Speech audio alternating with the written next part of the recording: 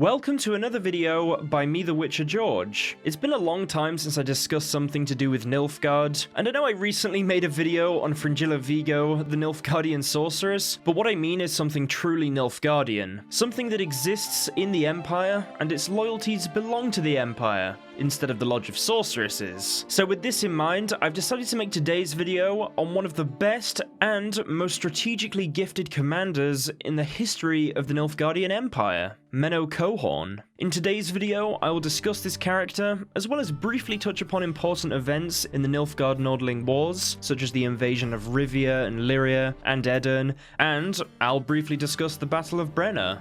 Coehoorn was first introduced in the Witcher book Blood of Elves, and this is actually his first chronological appearance in The Witcher, meaning he isn't mentioned and doesn't appear before the events in this book. He is only present for one scene during the book, and it is a scene involving him and Emreis, the white flame dancing on the barrows of his enemies. In this scene, Coehoorn is reporting to Emhyr, revealing to him that King Vizimir, King Foltest, King Henselt, King Demavend, and Queen Meve met in secret. Through this interaction, it is revealed to us that Coehoorn appears to be in favour with the Emperor, as he was given governorship over the recently invaded Sintra. Although this wasn't permanent, as Emhyr had a much more important role in mind for Coehoorn, command over the Nilfgaardian forces he was assembling in Dol Angra. In fact, I believe he only wanted Coehoorn to rule as a governor over Sintra just until the rebellion was quashed, as he trusted Coehoorn's skills in leadership and exercising the Empire's will. This conversation is interrupted and Coehoorn has to leave due to a knocking at the door, bringing him news of Windhelm of Atra's capture. Windhelm was a prince of Atra, which is a duchy in Sintra. Emhyr orders him executed in a spectacular manner to inspire fear in his enemies. However, Emhyr does admit that he takes no joy in it, and from Coehoorn's inner monologue, it is clear he doesn't either, hence why he ordered someone else to define the details of the execution. He was, however, ordered to attend the execution in Emhyr's place, as he was the governor of Sintra. Emhyr then orders Coehoorn to arrange for orders to be sent to Rience, who at that time was pursuing Geralt in the hopes of finding Ciri. He tells Coehoorn to get mages and send for the order of Geralt's immediate execution to be carried out, instead of just following him around and, to quote Emhyr, stop pussyfooting.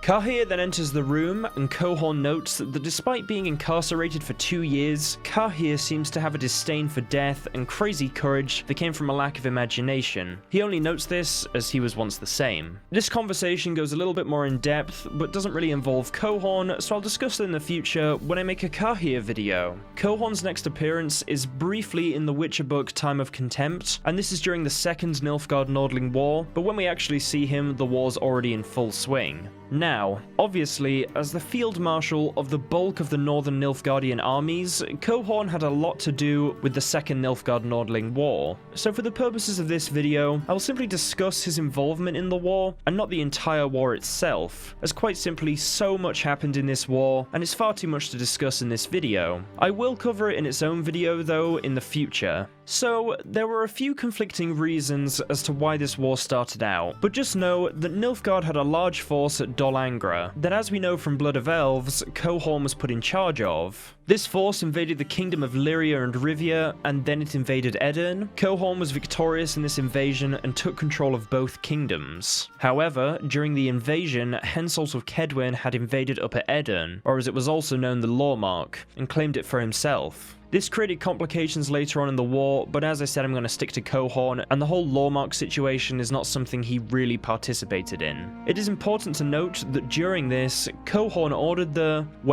basically the destruction of Edirn, pretty much burning it to the ground, but only after transporting any useful resources back to the Empire of Nilfgaard. Also, Aldersberg and Vengerberg did manage to resist for quite a while, but ultimately were taken over. So basically all of Edirn was taken over, as were Lyria and Rivia.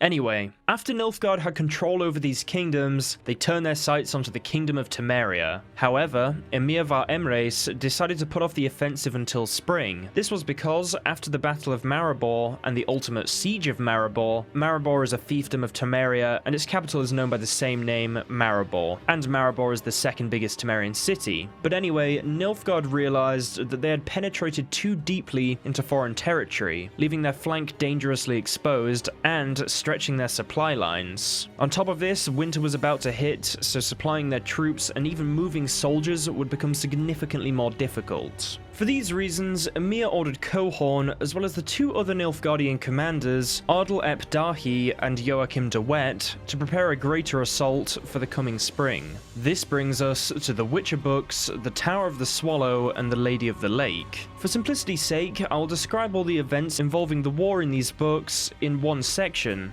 Now, as said before, describing the entirety of events isn't really necessary for this video on Coehoorn, and discussing the entire Temerian offensive would take a while, so I will just discuss Coehoorn's involvement. Anyway, long story short, Joachim de Wet was attacked by guerrilla soldiers in Verden, and this turned into a downward spiral where he just lost battle after battle, leading to the myth of the invincible Nilfgaardian army to just vanish. This caused a great psychological effect on the people of the Northern Realms, who then volunteered for the Northern armies in the hundreds. They were also joined by the Free Company and the Mahakaman Volunteer Army. The Northern Realms used their new forces to counterattack Nilfgaard, and more specifically, Coehoorn's forces, forcing him away from the city of Maribor and preventing him from fully conquering it. They then pushed them further back to Mayenne, and then after a battle, defeated them there too. However, there were great losses, and they had to regroup at Vizima. Coehoorn then had to deal with the uprising in Verden, but then he returned to Mayenne to siege it. So, the Northern Realms decided to return and aid Mayenne. Coehoorn, upon hearing the Northern Realms planned to aid Mayenne, hoped to block the Northern army from stopping the siege, so divided his army, leaving the infantry to defend Mayenne and bringing the 4th Cavalry Army, as well as the 3rd Cavalry Army, to fight the coming Northern army. Due to his quick thinking and incredible tactics, he was able to stop the Nordlings, as travelling on horseback was obviously quicker, hence why he brought the cavalry. At this point, King Foltest and John Natalis, the current leaders of the army going to Mayenne, realised they were about to face Nilfgaard. So, Foltest decided to put his army between a river, known as the Cholta River,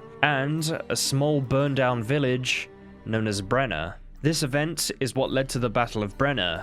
I will make a video discussing this battle in full, but just know for now, Coehoorn was defeated in this battle. There are many factors that go into this, such as John Natalis, a great military commander, and the fact one of Coehoorn's scouts didn't scout over a hill correctly, giving Coehoorn wrong information, and I would argue ultimately leading to his defeat. And this is because Redania, as well as some Edonian troops, and the Dun Banner of Kedwin attacked from this hill, giving Foltest and John Natalis' forces some relief. Coehoorn ordered the entire reconnaissance group hanged. What's almost funny is that at the start of the battle, Coehoorn noted that the hills worried him, and he actually waited until the scouts returned before attacking, as he knew just how badly it could go for them if they were to be attacked from there, unprepared. In the end, it wasn't really Coehoorn's fault he lost, it was the lazy actions of one of his subordinates. A lot more occurs, but this is the main reason for their defeat. In the end, Coehoorn realised he was defeated and there was no means of escape. Despite this, he did try. He was given the cloak of Captain Sievers, possessing a silver scorpion, and he fled by horseback with his assistants and guards. Their horses galloped at full speed, ending up in a swampy river, and as they were travelling at full speed, fleeing from their pursuers, they were flung from their horses into the swamp, as the swamp water caused the horses to just stop abruptly and they just got flung off their saddles. However, Coehoorn still didn't give up. He got up and began to wade through the water, as on the other side was an open field with no soldiers. But then suddenly, he, as well as his fellow Nilfgaardians, were targeted by a volley of arrows. He lunged through the river, narrowly escaping the volley. He even saw arrows piercing the backs of his assistants, but then he was kicked in the helmet by a horse who was trying to free itself from the swamp's embrace. Its kick smashed his teeth and cut his cheek and tongue. Realizing it was over, Coehoorn turned around to see a company of dwarves aiming at him with their bows. Urda de Windault, Coehoorn's aide, tried to surrender by presenting his sword, but was shot in the chest with 2 arrows. This led to Coehoorn himself using his knowledge of common speech to try and reason with them, but they couldn't understand his common speech as his mouth was basically destroyed at this point, and then upon seeing the silver scorpion on his cloak,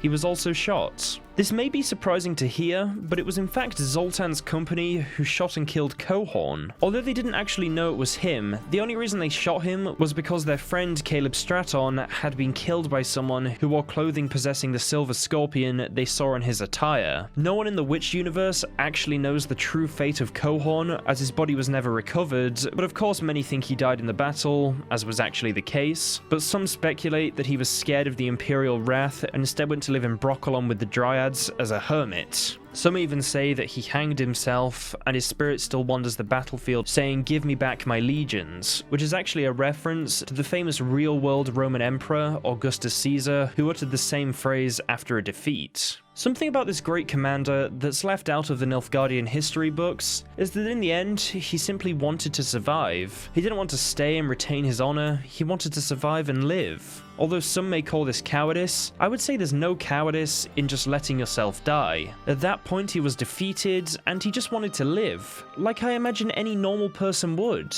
This is what makes him feel so real to me, because his reaction is what most average people would do. Most average people don't just want to die over pride, they want to survive and live. And I think that makes this legendary general just that bit more human.